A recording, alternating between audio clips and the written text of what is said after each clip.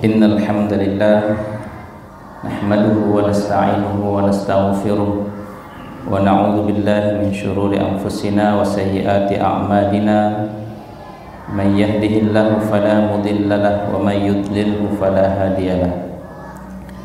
Asyhadu an la ilaha illallah wahdahu la syarika lahu wa asyhadu anna Muhammadan abduhu wa rasuluh. Allahumma salli ala sayyidina Muhammadin wa ala alihi wa ashabihi wa man tabi'ahum bi ihsanin ila yaumiddin, amma ba'd. Faqad qala Allah ta'ala fi kitabihil karim, a'udzu billahi minasy syaithanir rajim. Bismillahirrahmanirrahim. Qul ya ayyuhal kafirun la a'budu ma ta'budun wala antum 'abiduna ma a'bud wala ana 'abidum ma 'abadtum wala antum 'abiduna ma a'bud lakum dinukum waliyadin. Hadirin jamaah Masjid Al-Mubarak Trika rahimakumullah. Kembali pada malam hari ini kita melanjutkan kajian kita pada tafsir Juz Amma, yang mana kita sudah sampai pada surah Al-Kafirun ya. Kita membahas dari mulai dari akhir surah An-Nas, surah Al-Falaq, kemudian surah Al-Ikhlas, surah Al-Lahab, surah An-Nasr, dan insyaallah pada malam hari ini kita akan sedikit membahas kandungan daripada surah Al-Kafirun. Surah Al-Kafirun merupakan surah Makkiyah, artinya surah yang diturunkan ketika Nabi masih berada di Mekah atau sebelum hijrah ke Madinah. Surah Al-Kafirun turun sekitar tahun ke-5 ya. Ada yang mengatakan tahun ke-6 setelah Nabi Shallallahu Alaihi Wasallam dilantik menjadi Rasul. Setelah Muhammad Shallallahu Alaihi Wasallam dilantik menjadi Nabi dan Rasul oleh Allah Subhanahu Wa Taala. Surah Al-Kafirun itu diantara surah yang banyak dibaca oleh Rasulullah Sallallahu Alaihi Wasallam di dalam sholat. Jadi di antara surah yang sering dibaca oleh Nabi Sallallahu Alaihi Wasallam itu diantaranya adalah surah Al-Kafirun, sering dibaca di dalam sholat, dan itu berpasangan dengan surah Al-Ikhlas ya, berpasangan dengan surah Al-Ikhlas. Bahkan disebutkan bahwasanya Rasulullah Sallallahu Alaihi Wasallam qara'a fi raq'ataini qabla al-fajri. Nabi membaca surah Al-Ikhlas, surah Al-Kafirun dan surah Al-Ikhlas itu 2 rakaat salat sunnah sebelum subuh. Wa raq'ataini ba'dal maghrib. Dan juga Nabi Sallallahu Alaihi Wasallam sering membaca surah Al-Kafirun dan surah Al-Ikhlas itu ketika beliau sholat ba'diyah maghrib ya.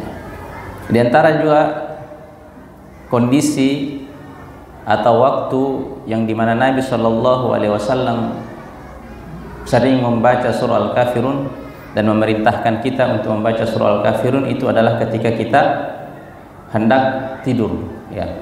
Ketika kita hendak tidur ya, Nabi Shallallahu Alaihi Wasallam menyuruh kita untuk membaca surah Al-Kafirun. Karena kenapa? Kata Rasulullah Sallallahu Alaihi Wasallam, "Idza awaita ila madja'ik," jika engkau hendak tidur, faqra qul ya ayyuhal kafirun ila khatimatiha, maka bacalah surah Al-Kafirun hingga selesai. Fa innaha bara'atun minasy-syirk, karena surah Al-Kafirun itu mengandung bentuk berlepas dirinya kita dari macam bentuk kesyirikan. Makanya surah Al-Kafirun dan surah Al-Ikhlas itu diantara nama lain daripada surah Al-Kafirun itu juga disebut dengan surah Al-Ikhlas ya. Nabi pernah mengatakan ketika selesai orang bertawaf, beliau membaca suratai Al-Ikhlas, membaca 2 surah Al-Ikhlas. Yang dimaksud adalah surah Al-Kafirun dan surah Al-Ikhlas, ya. Karena dari segi makna surah Al-Ikhlas itu, setelah kita kemarin membahas terkait surah Al-Ikhlas, kita temukan bahwasanya kandungannya itu bagaimana kita mentauhidkan Allah, ya, dari segi zat Allah, ya, dari segi sifat-sifatnya Allah. Adapun surah Al-Kafirun itu bagaimana kita mengikhlaskan atau mentauhidkan Allah dari sisi penyembahan kepada Allah Subhanahu wa taala, ya. Jadi kalau surah Al-Ikhlas kita mengikhlaskan, mentauhidkan Allah dari sisi sifat, ya, Asmaul Husna dan zatnya. Adapun surah Al-Kafirun itu mengandung makna bahwasanya kita mengikhlaskan kepada Allah Subhanahu wa taala dari sisi menyembah Allah Subhanahu wa taala, ya. Makanya disebut suratai Al-Ikhlas, 2 surah Al-Ikhlas, yaitu Al-Kafirun dan surah Al-Ikhlas atau Qul huwallahu ahad. Dari sahabat Ibnu Abbas radhiyallahu taala anhu, juga diriwayatkan oleh beberapa sahabat yang lain, suatu ketika ada 4 orang kafir Quraisy yang mendatangi Rasulullah sallallahu alaihi wasallam, ya. Ada 4 orang kafir Quraisy yang mendatangi Rasulullah sallallahu alaihi wasallam. Kemudian mengatakan, ya, mereka aduan, ya. Mereka anna Quraisyan wa'adu Rasulullah sallallahu alaihi wasallam. Kedatangan mereka menghadap kepada Rasulullah sallallahu alaihi wasallam, 4 orang kafir Quraisy tersebut itu menjanjikan sesuatu kepada Rasulullah sallallahu alaihi wasallam, ya. Ayyatuhu malan fayakunu agna rajulun bi Makkah. Di antara tawaran mereka, janji mereka kepada Rasulullah SAW, mereka ingin memberikan kepada Rasulullah SAW harta yang itu bisa menjadikan Muhammad SAW menjadi orang yang paling kaya seantero Mekah, ya. Jadi kedatangan 4 orang kafir Quraisy tersebut ingin menawarkan memberikan harta kepada Rasulullah SAW sehingga harta tersebut bisa menjadikan Muhammad sebagai orang yang paling kaya seantero Mekah, ya. Tapi Rasulullah menolak.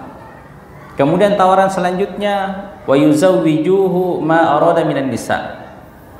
Kemudian mereka menawarkan tawaran yang kedua.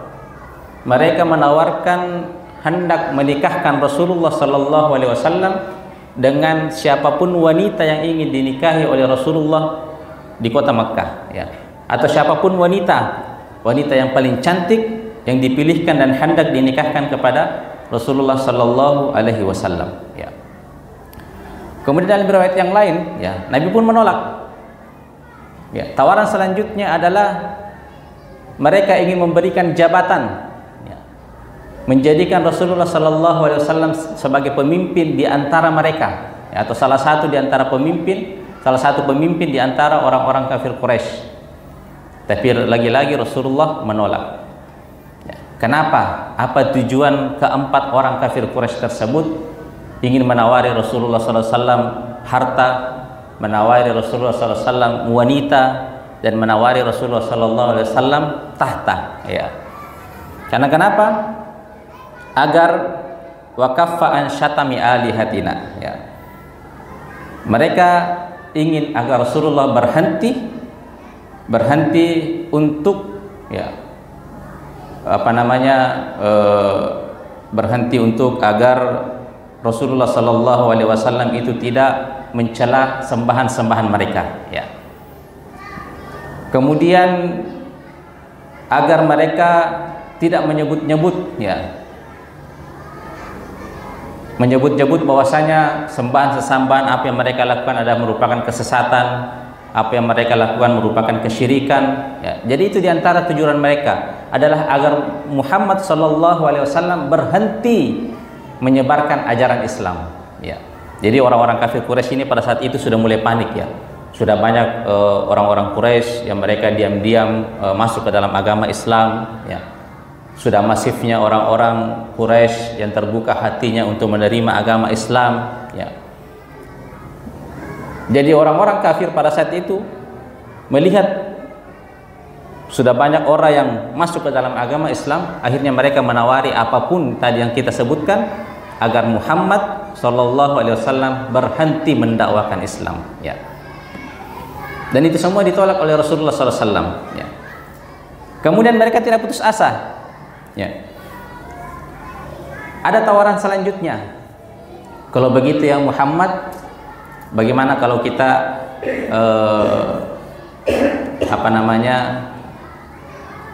win-win solution ya, 50-50 ya. Ta'budu alihatina sana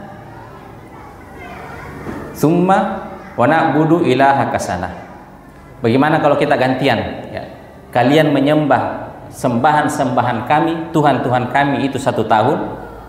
Di tahun berikutnya kami gantian menyembah Tuhan kalian 1 tahun.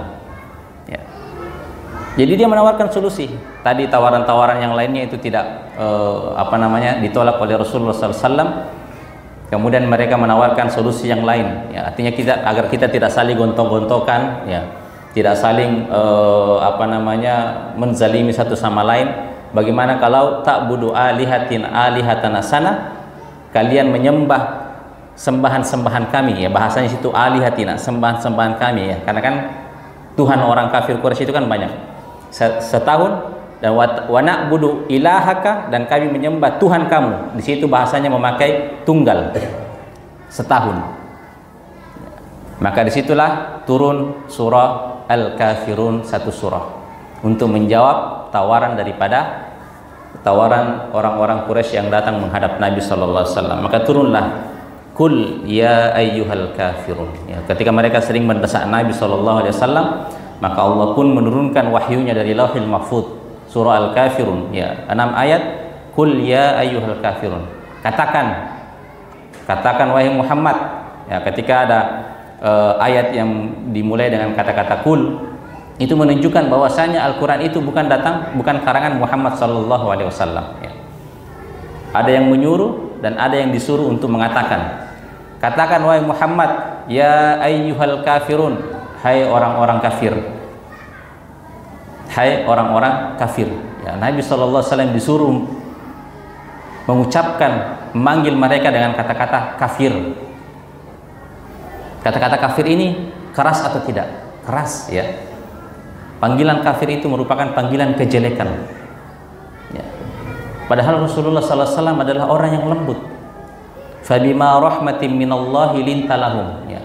Dengan rahmat Allah dan kasih sayang Allah, lintalahum, kau menjadi lembut di antara mereka. Walau kunta faddan ghalidal qalbi lam faddu min hawlik. Andaikan engkau Muhammad menjadi orang yang kasar, ya, orang yang keras, lam faddu min hawlik, maka mereka akan berpaling darimu. Ya. Nabi itu berhati lembut, penuh kasih sayang. Tapi di kondisi-kondisi tertentu Allah memerintahkan Nabi untuk menjadi orang yang tegas. Hai kafir, hai orang-orang yang kafir. Ya, jadi lafaz kafir itu bukan ucapan Nabi, ya. Itu adalah perintah dari Allah Subhanahu wa taala. Kalau di zaman sekarang itu orang-orang liberal ingin menghapus kata-kata kafir. Katanya kita tidak boleh menyebut kafir. Kita harus mengucapkan non muslim. Ya. Jadi mereka ingin menghapus kata-kata kafir. Padahal kata-kata kafir itu, status kafir itu datangnya dari Allah. Siapa sih orang yang kafir itu? Orang yang kafir siapa saja yang tidak beriman kepada Allah dan Rasulnya, ya. Atau orang yang kafir itu mereka beriman kepada Allah tapi tidak beriman kepada Rasulullah Sallallahu Alaihi Wasallam, ya. Orang Yahudi dan Nasrani kan mereka beriman kepada Allah tapi mereka tidak beriman kepada Rasulullah. Atau orang yang kafir itu mereka beriman kepada Allah dan beriman kepada Rasulullah tapi mereka juga melakukan kesyirikan, ya. Jadi di sini Allah menyuruh Nabi Muhammad SAW mengucapkan hai orang kafir. Kepada siapa? Kepada mereka, khususnya kepada mereka yang datang berempat. Tapi bukan berarti hanya di kondisi tertentu saja Allah memerintahkan Nabi Muhammad SAW itu mengucapkan kata kafir. Tapi di kondisi-kondisi yang lain, kondisional, itu Nabi tidak pernah mengucapkan hai kafir kepada orang-orang kafir, tidak. Ya, misalkan bertemu dengan orang kafir yang lain, misalnya orang kafir Quraisy, kadang Nabi menyebut wahai Abul Walid, ya, menyebutkan kunyahnya atau menyebutkan namanya. Nabi tidak pernah sekalipun itu berbuat kasar atau berbuat keras dengan mengucapkan hai kafir, tidak. Sebagaimana Nabi juga pernah mengirim surat kepada Raja Romawi Heraklus, ya. Bismillahirrahmanirrahim ila Heraklus adimir Rumi, kepada Heraklus pembesar orang Romawi. Nabi tidak mengatakan ila kafir Heraklus, kepada kafir Heraklus, ya, adimir Rumi, pembesar Romawi, tidak. Makanya di kondisi tertentu kita tegas, ya, ketika ada sebagaimana contoh ini Nabi didesak oleh orang kafir Quraisy, maka Allah memerintahkan Nabi Muhammad SAW, hai kafir, ya. Jadi kita tetap meyakini ada yang namanya kafir. Jangan dihapus kata-kata kafir sebagaimana orang-orang liberal ingin menghapus ucapan kafir. Mereka mengatakan jangan sebut kafir, tapi sebut non muslim, ya. Sebut kepada orang Kristen non muslim. Memang, ya, secara toleransi ketika kita bertemu dengan orang non muslim, kita tidak serta-merta mengatakan hai kafir, tidak, ya. Tapi kita tetap harus meyakini status mereka adalah status orang kafir, tanpa memang harus menyebut langsung di depannya bahwasanya hai kafir, hai kamu kafir, tidak seperti itu ajaran agama Islam, ya. Kemudian la a'budu ma ta'budun. Di sini ada ketegasan Nabi SAW. Kenapa di awal ayat Allah memerintahkan Nabi secara tegas memanggil mereka orang kafir? Karena di ayat selanjutnya la a'budu ma ta'budun, aku tidak akan menyembah apa yang kalian sembah. Di ayat kedua ini ada dua prinsip agama Islam terkandung di dalamnya menurut para ulama. La a'budu ma ta'budun, aku tidak akan menyembah apa yang kalian sembah. Yang pertama adalah kita tidak boleh menyembah sesembahan orang kafir. Itu yang pertama. Kemudian yang kedua adalah tidak mengikuti tata cara peribadatan orang kafir. Jadi yang dimaksud firman Allah di ayat kedua la a'budu ma ta'budun, aku tidak akan menyembah apa yang kalian sembah, itu mengandung tidak menyembah, pertama tidak menyembah sesembahan orang kafir, dan yang kedua adalah tidak mengikuti tata cara peribadatan orang kafir. Jadi yang pertama adalah ikhlas, jadi tauhid. Kemudian prinsip yang kedua adalah mengikuti cara peribadatan atau cara sunnah Rasulullah Sallallahu Alaihi Wasallam. Ya.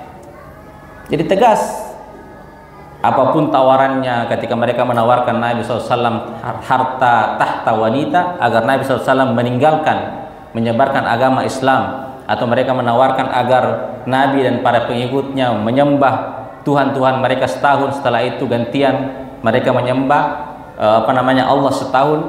Tapi Nabi dengan tegas mengatakan la a'budu ma ta'budun, aku tidak akan menyembah apa yang kalian sembah, dan begitu pun juga kami tidak akan mengikuti tata cara peribadatan kalian, ya. Tegas. Jadi surah Al-Kafir memang bara'atun minasyirk, ya, berlepas diri daripada kesyirikan apapun bentuknya. Entah itu bentuknya kita menyembah langsung peribadatan mereka, sembahan mereka, ataupun hanya sekedar mengikuti tata cara peribadatan orang kafir, ya. Jadi prinsip memang agama Islam kita ini tauhid, ya. Mengesahkan Allah dari segi peribadatan, dan mengesahkan Allah dari segi tata cara, tidak mengikuti, tidak tasyabbuh, ikut-ikutan dengan tata cara orang kafir. Jadi surah Al-Kafir ini penting, ya, apalagi di zaman sekarang ini banyak orang kaum muslimin yang sudah latah ikut-ikutan kepada non muslim, ya. Ketika tiba hari raya mereka ikut-ikutan memakai pakaian-pakaian yang itu menunjukkan identitas non muslim, ya. Memakai topi ini, memakai baju ini. Nah, padahal kita 100% harus berlepas diri daripada kesyirikan. Kemudian di ayat selanjutnya Allah katakan wala antum abiduna ma a'bud, ya. Dan kalian juga tidak akan menyembah apa yang aku sembah. Kalian tidak akan menyembah apa yang aku sembah.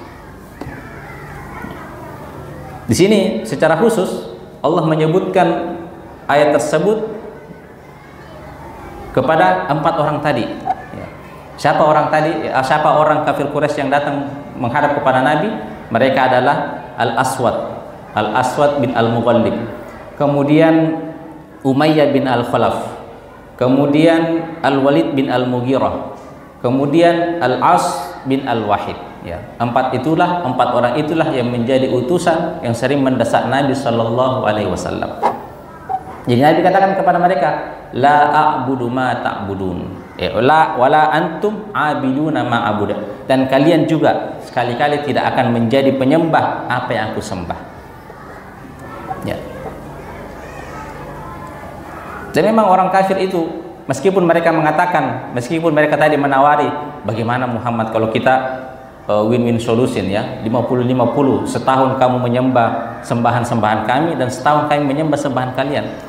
Tapi sudah ditegaskan, kalian sekali-kali tidak akan menyembah apa yang aku sembah. Karena kenapa? Sifatnya sesembahan orang kafir itu banyak ya. Tidak mungkin mereka hanya istiqomah menyembah satu saja, yaitu Allah. Tidak. Orang kafir Quraisy itu menyembah berhala ini, berhala ini, berhala ini. Ini Tuhan ini pembawa rezeki, ini Tuhan ini memudahkan jodoh, ini Tuhan ini, dan lain sebagainya. Ya. Ketika mereka bosan kepada Tuhan ini, ya, dia mengapa? Kenapa kurang greget ini? Diganti lagi. Atau ada patung yang lebih keren, diganti lagi. Makanya di sekitar Makkah itu, di sekitar Ka'bah itu ada 360 berhala yang dihancurkan oleh Rasulullah SAW ketika Fathu Makkah. Ya, kenapa bisa sebanyak itu? Ya karena orang kafir mereka sering gonta-ganti sembahannya, ya. Patung sembahannya sering mereka ganti. Ketika bosan, ada yang lebih keren diganti. Tapi mereka tidak hancurkan. Mereka kumpulkan di sekitar Ka'bah. Jadi mana mungkin mereka bisa bertahan menyembah Allah hanya 1 tahun saja. Jadi itu hanya omong kosong ketika mereka menawarkan kepada Rasulullah Sallallahu Alaihi Wasallam. Ya, sebagaimana ketika kita membahas surah Al-Ikhlas, ya. Surah Al-Ikhlas, Nabi pernah bertanya kepada seorang pemuda kafir Quraisy, ya Husain. Ya. Nabi bertemu dengan Husain, ini seorang kafir Quraisy ditanya, ya Husain. Jadi lihat, Nabi tidak mengatakan ya kafir Husain, tidak. Tapi ya Husain, kam ta'budul yauma ilaha. Berapa hari ini, berapa yang kamu sembah wahai Husain? Ya. Jadi Nabi sudah tahu karakter sembahan orang kafir. Jadi Nabi bertanya, ya Husain, kam ta'budul yauma ilaha. Hari ini sudah berapa yang kamu sembah? Apa kata Husain? 7. Ya. Wahidun fis sama wa sittatan fil ard. Ya. 1 di langit dan 6 di bumi. Ya. 1 di langit itu maksudnya Allah, dan 6 di bumi adalah itu sembahan-sembahan mereka. Jadi orang kafir itu tidak akan bisa bertahan, ya, hanya dengan menyembah satu saja. Ya, kurang greget. Wala ana 'abidum ma 'abadtum. Ya. Wala ana 'abidum ma 'abadtum. Dan saya tidak akan menjadi penyembah apa yang kalian telah sembah. Ayat keempat dan ayat kelima ini itu hampir mirip dengan, kalau ayat keempat itu hampir mirip dengan ayat yang kedua. Wala la a'budu ma ta'budun. Aku tidak akan menyembah apa yang kalian sembah. Di ayat keempat, wala ana 'abidum ma 'abadtum, dan saya tidak akan menjadi penyembah apa yang kalian sembah. Kalau di ayat kedua itu memakai kata-kata fiil, ya. A'budu, kata-kata fiil. Kalau di ayat keempat itu memakai kata abidun, fa'il, artinya pelaku, penyembah. Kemudian di ayat kelima, wala antum abiduna ma a'budu, ya. Jadi ayat 3 dan ayat 4, ya, ayat 2 dan 3 itu seakan-akan ayat 4 dan 5 seakan-akan pengulangan daripada ayat 2 dan ayat ketiga. Ya. Apa maksud daripada pengulangan tersebut? Wala antum abiduna wala a'budu ma ta'budun wala antum abiduna ma a'budu wala ana abidum ma abattum wala antum abiduna ma a'budu. Ya, ada ulama yang mengatakan itu sebagai penegasan. Makanya katanya diulang-ulang sebagai penegasan bahwa kami sekali-kali tidak akan menyembah apa yang kalian sembah, dan kalian juga tidak akan pernah menyembah apa yang kami sembah. Sebagai penegasan. Ya, karena kenapa? Karena orang-orang kafir juga itu selalu mendesak Nabi, ya, berulang-ulang menawarkan kepada Nabi Muhammad SAW. Maka Ayatnya pun itu diulang-ulang sebagai penegasan. Ada yang mengatakan, ada ulama juga yang mengatakan bahwasanya ayat yang kedua dan yang ketiga, la a'budu ma ta'budun, aku tidak akan menyembah apa yang kalian sembah sekarang saat ini. Ya. Wala antum abiduna ma a'budu, dan kalian juga tidak akan menyembah apa yang kami sembah saat ini. Artinya untuk menolak penawaran mereka tadi, ya. 1 tahun menyembah sembahan-sembahan mereka dan 1 tahun beribadah kepada Allah. Ya. Tapi ayat 2 dan 3 itu membantah, saya tidak akan menyembah apa yang kalian sembah saat ini, dan kalian tidak akan menyembah apa yang kami sembah saat ini. Adapun ayat 4 dan 5, wala ana abidum ma abattum, dan saya tidak akan menjadi penyembah. Artinya menjadi penyembah sampai kapanpun, ya, tidak hanya saat ini, tapi sampai akan datang, sampai hari kiamat, saya tidak akan menjadi penyembah apa yang telah kalian sembah. Ya. Jadi kalau ayat 2 dan 3 tadi menunjukkan waktu saat itu ketika Nabi turunnya surah Al-Kafirun, penegasan. Adapun ayat ketiga dan keempat itu kata para ulama itu menunjukkan penegasan sampai kapanpun kami tidak akan menyembah apa yang kalian sembah. Adapun ayat kelima, dan kalian tidak akan menyembah apa yang kami sembah, apa yang saya sembah, itu maksudnya, jadi apakah orang-orang kafir tidak akan mendapatkan hidayah? Ya, berarti sampai hari kiamat mereka tidak akan mendapatkan hidayah masuk Islam. Ada para ulama mengatakan ayat kelima secara khusus itu disebutkan kepada 4 orang tadi, Al-Aswad, Al-Walid, ya, Al-Walid ya, Al-Walid bukan yang Al-Walid nikah batin ya. Al-Walid, kemudian Umayyah dan Al-As, ya. Itu sudah divonis oleh Allah Subhanahu wa taala sampai kapanpun mereka tidak akan menyembah Allah ya. Menyembah Allah saja, tidak akan mendapatkan hidayah Islam. Ya. Jadi ketika Nabi mengatakan wala antum, dan kalian tidak akan menyembah apa yang aku sembah sampai kapanpun. Dan memang menurut riwayat keempat orang itu tidak pernah masuk Islam sampai mereka meninggal dunia. Ya, sebagaimana kondisi ketika kita menafsirkan surah Al-Lahab ya. Abu Lahab ketika sudah divonis oleh Allah, sayasla naran dzata lahab, ya, kelak dia akan masuk ke dalam api yang menyala-nyala. Itu Abu Lahab. Ya, padahal ayat itu turun di tahun ketiga, ya, tahun ketiga Nabi SAW dilantik menjadi Rasul. Ya, dia tahun ketiga ini. Padahal sampai Nabi 23 sampai 20 tahun setelahnya itu Abu Lahab tidak pernah memeluk agama Islam sampai meninggal. Ya. Sebagaimana juga ayat ini, wala antum di ayat kelima yang menunjukkan sampai kapanpun kalian berempat, ya, secara khusus itu tidak akan pernah menyembah apa yang aku sembah. Dan betul mereka meninggal dalam keadaan tidak pernah memeluk agama Islam. Itu bukti kemukjizatan Al-Quran. Ya. Ketika Allah sudah memvonis seseorang, ya, dengan firman-Nya kalian tidak akan pernah memeluk agama Islam, maka betul mereka meninggal dalam keadaan kafir. Ya. Tapi apakah orang-orang kafir Quraisy selamanya begitu? Ya, mereka ketika menjadi kafir Quraisy meninggal dalam keadaan kafir Quraisy? Tidak. Ada beberapa di antara mereka yang alhamdulillah memeluk agama Islam. Contohnya adalah Umar bin Khattab. Contohnya adalah Khalid bin Walid. Ya. Dan beberapa contoh sahabat-sahabat yang lain yang mereka dulu getol, ya, masif memerangi agama Islam, menghalangi Nabi Muhammad SAW berdakwah. Ya, tapi mereka pula lah yang diberi hidayah oleh Allah Subhanahu wa taala memeluk agama Islam dan bahkan menjadi pembela, ya, pembela garda terdepan, membela Nabi Muhammad SAW. Sebagaimana Khalid bin Walid. Khalid bin Walid dulu menjadi panglima pasukan orang-orang kafir, tapi menerima hidayah menjadi panglima pasukan orang-orang Islam. Ya. Jadi tadi ayat 2 dan 3 itu menunjukkan waktu saat itu. Adapun ayat 3 dan 4 itu menunjukkan bahwasanya sampai kapanpun kami tidak akan menyembah apa yang kalian sembah. Apapun yang kalian sembah, kami tidak akan pernah menyembahnya. Ya. Bagaimanapun tata cara kalian menyembah, kami tidak akan pernah mengikuti tata cara sembahan kalian. Dan juga kalian tidak akan pernah menyembah apa yang kami sembah. Ya. Jadi itu di antara kenapa ayat 2, 3 itu mirip, ya, 4 dan 5 mirip dengan ayat 2 dan 3. Ada yang mengatakan sebagai penegasan, ada yang mengatakan sebagai kondisi saat itu dan kondisi sampai hari kiamat kita sama sekali tidak akan pernah menyembah apa yang orang-orang non-muslim atau orang-orang kafir Quraisy itu mereka sembah. Ya, karena agama kita tauhid, ya. Agama kita tauhid dan tidak mungkin kita menyembah sembahan-sembahan mereka yang begitu banyak, ya, yang mudah bergonta-ganti.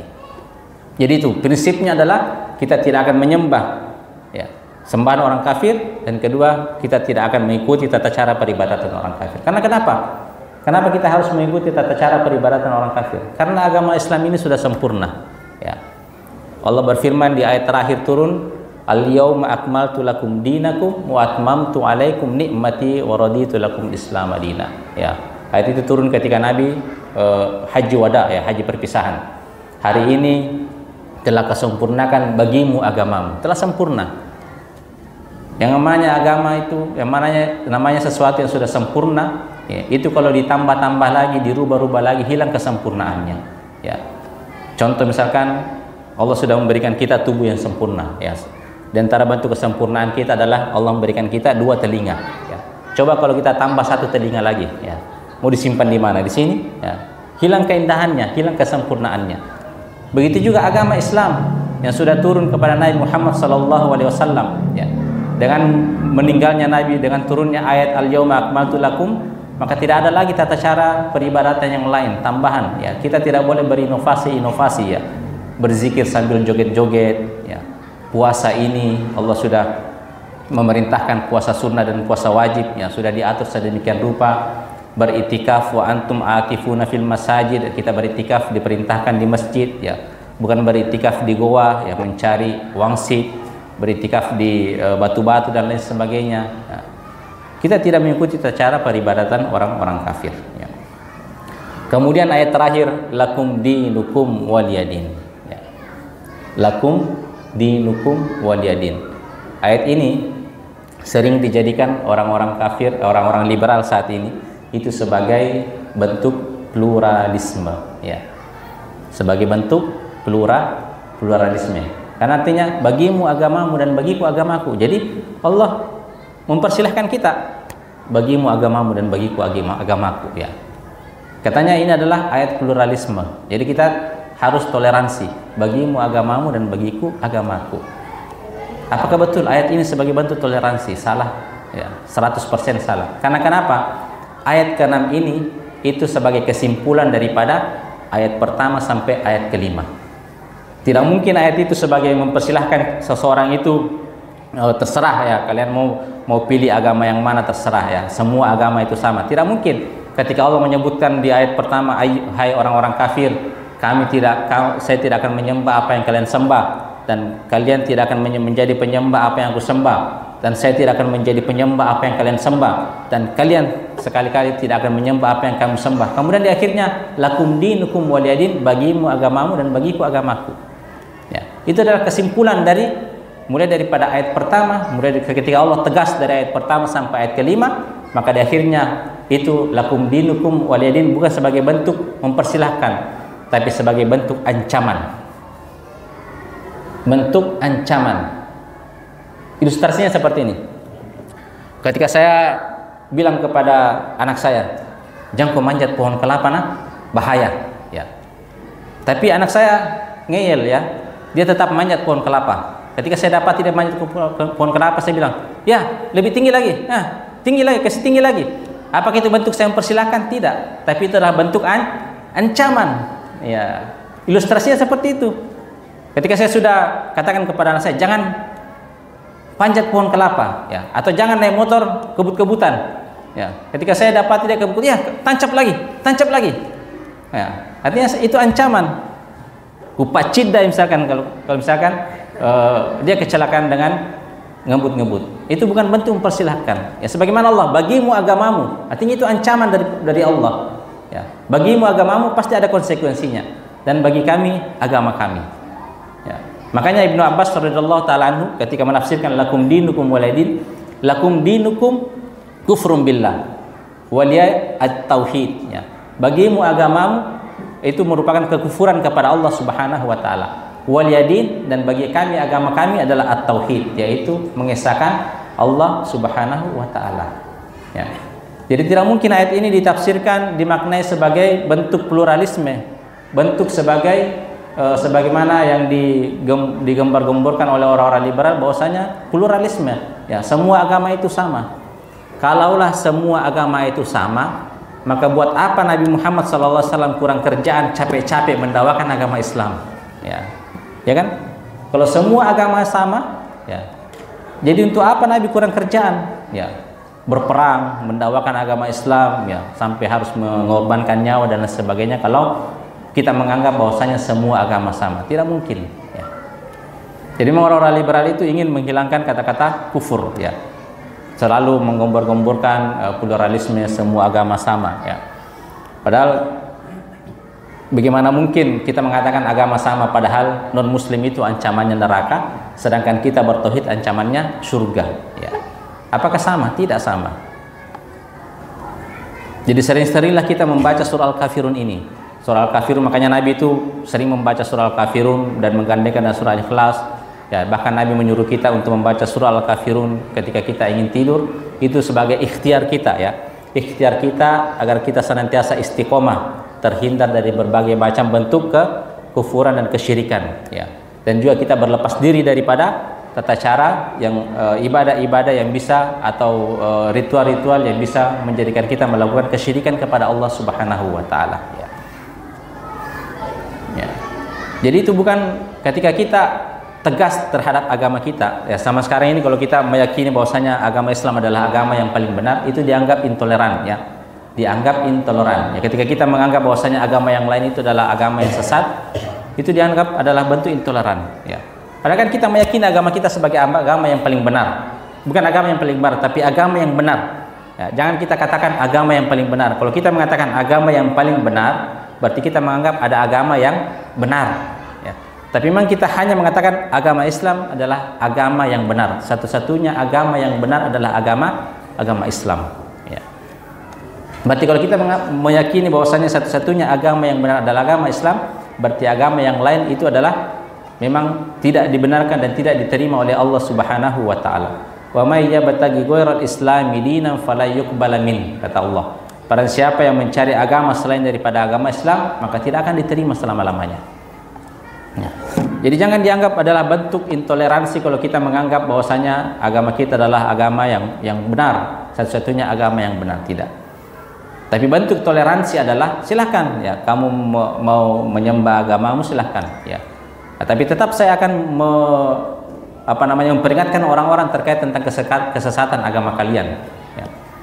Bukan berarti juga adalah bentuk intoleransi ketika kita tidak ingin ikut-ikutan beribadah, ya, ikut-ikutan merayakan hari raya orang-orang non muslim, ya.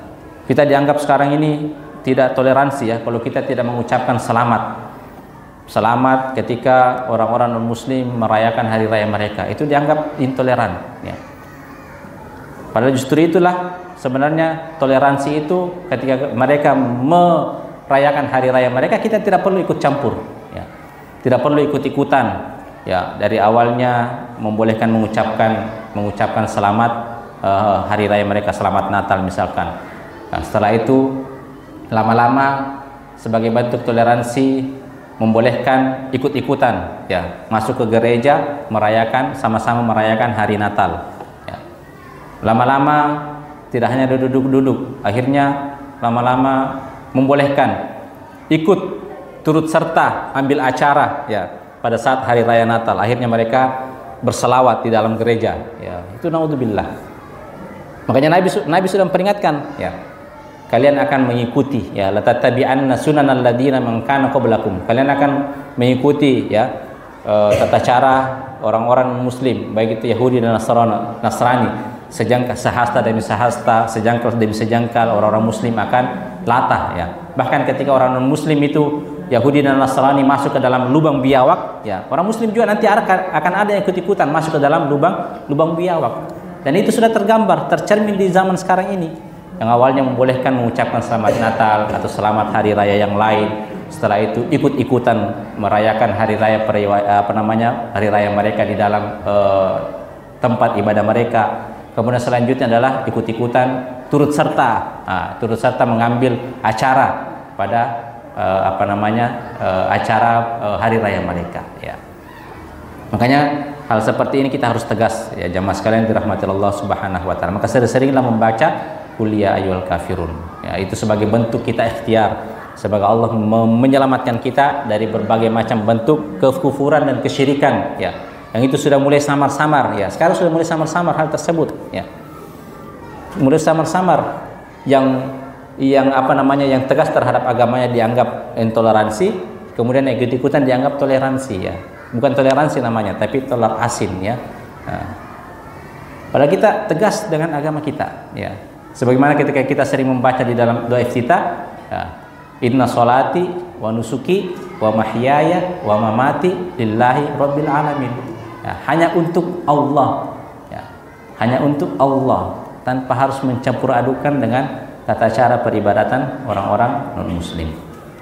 Bapak Ibu dan rahmatillah Allah Subhanahu wa taala. Jadi lakum dinukum waliyadin itu bukan bentuk pluralisme ya, bukan makna adalah justru adalah ancaman ya bagimu agamamu, dan ada konsekuensinya ketika kamu memeluk agamamu, dan waliya at-tauhid ya, dan agamaku adalah agama tauhid. Tidak akan mungkin bersatu antara kekufuran dan tauhid dan kesyirikan. Tidak akan mungkin selamanya bercampur. Jadi itu adalah bentuk ancaman Allah Subhanahu wa taala kepada orang-orang kafir yang ingin mencampur adukan peribadatan mereka dengan peribadatan tata cara peribadatan orang-orang Islam.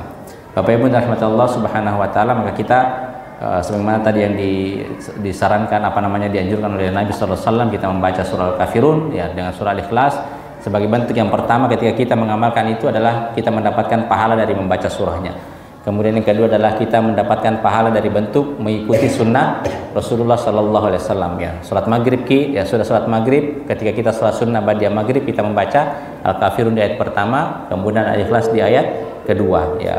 Ketika kita salat sunnah subuh ya, salat sunnah subuh membaca Al-Kafirun di ayat pertama, kemudian membaca Al-Ikhlas di ayat kedua. Kemudian yang ketiga adalah sebagai ikhtiar kita, semoga Allah senantiasa mengistiqomahkan kita di atas tauhid sampai kita meninggal dunia. Saya kira itu Bapak Ibu rahmatullah Subhanahu wa taala terkait daripada kandungan singkat daripada surah Al-Kafirun. Insyaallah pada pertemuan selanjutnya kita akan membahas salah satu surah favorit ya, surah Al-Kautsar, surat favorit surah Al-Kautsar insyaallah pada pertemuan selanjutnya. Subhanakallahumma bihamdika asyhadu an la ilaha illa anta astaghfiruka wa atubu ilaik. Ya, alhamdulillah kita sudah mendengarkan kajian atau pembahasan tafsir surah Al-Kafirun. Saya bahkan baru tahu kan ya, ternyata dulu kita pikir ini apa artinya, kenapa berulang penyebutan kalimat ini di Al-Kafirun. Ternyata maknanya dua selain untuk penegasan, ternyata ini untuk menjelaskan perlakuan kita terhadap sesembahan orang kafir itu di saat ini dan juga di masa yang akan datang. Bahkan tadi saya sempat baca salah satu artikel, ternyata lam di surah ini adalah lam nafi, dan ketika ada lam nafi masuk ke fi'il, maka nafinya itu lebih kuat. Jadi lam nafi itu penolakan ya, penolakan. Ketika dia masuk ke kata kerja, maka nafinya lebih kuat. Jadi dia bukan cuma berlepas diri, tapi membersihkan diri dan melepaskan diri secara total. Dan tidak ada memang ego-ego di sini sendiri. Ada yang mungkin yang mau bertanya kepada sekalian tentang pembahasan kita malam ini?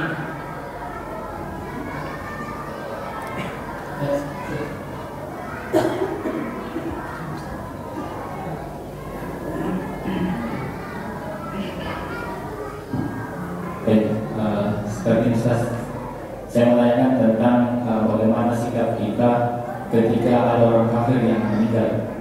Jadi kalau saya dengan keyakinan saya yakin bahwa dia akan masuk neraka. Tapi di sisi lain, kadang saya berpikir, ya sampai di akhir hayatnya dia mengucapkan la ilaha illallah. Itu saya jadi mungkin seperti kira-kira bagaimana cara kita menyikapi orang kafir yang meninggal dunia. Terima kasih. Ya. Ketika ada orang kafir yang meninggal dunia, maka kita menghukumi secara zahirnya, ya, secara zahirnya. Secara zahirnya kita melihat dia meninggal dalam keadaan kekafiran, ya. Berarti yang kita hukumi adalah kita yakini bahwasanya dia akan masuk neraka karena meninggal dalam kekafiran.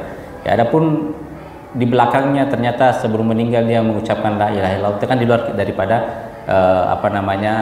persaksian kita. Kecuali kalau setelah dia meninggal mengucapkan la ilaha illallah, sebelum meninggal mengucapkan la ilaha illallah dan anaknya mengatakan bapak saya tadi misalkan ya, bapak saya tadi meninggal, sebelum meninggal mengucapkan la ilaha illallah, maka kita harus meyakini ya, meyakini statusnya sebagai orang muslim. Ya, jangan tidak mungkin ya selama ini kesehariannya kita tahu.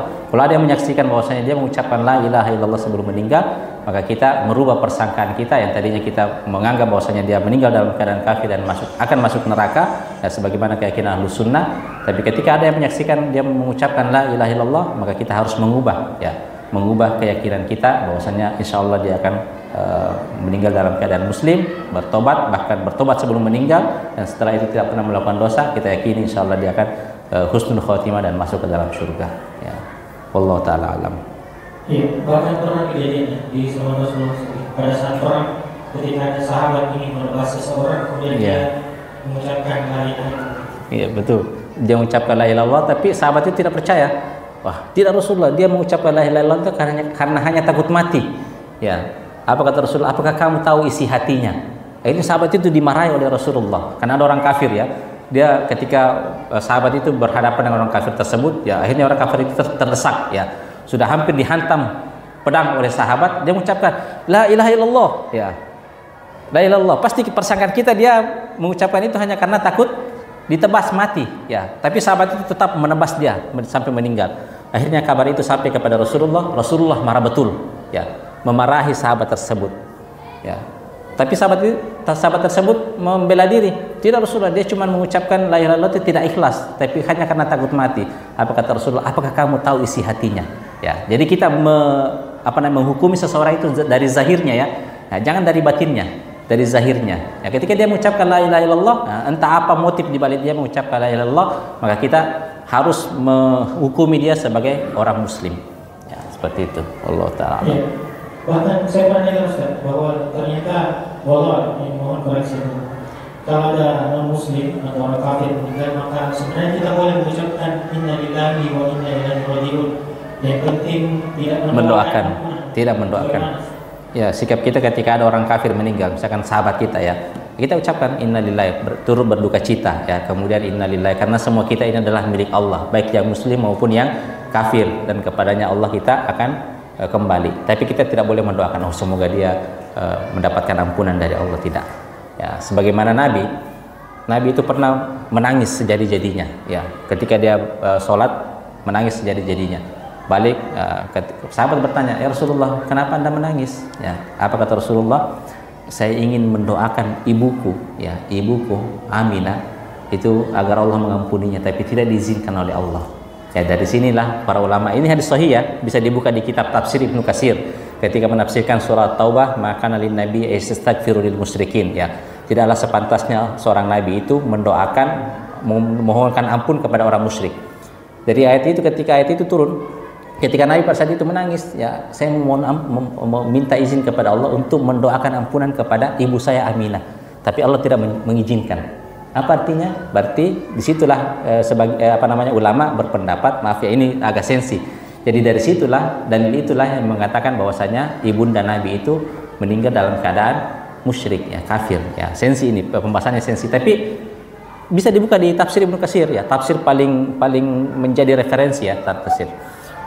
Tapi setelah itu saya meminta izin kepada Allah untuk menziarahi kuburan ibu saya, dan itu diizinkan.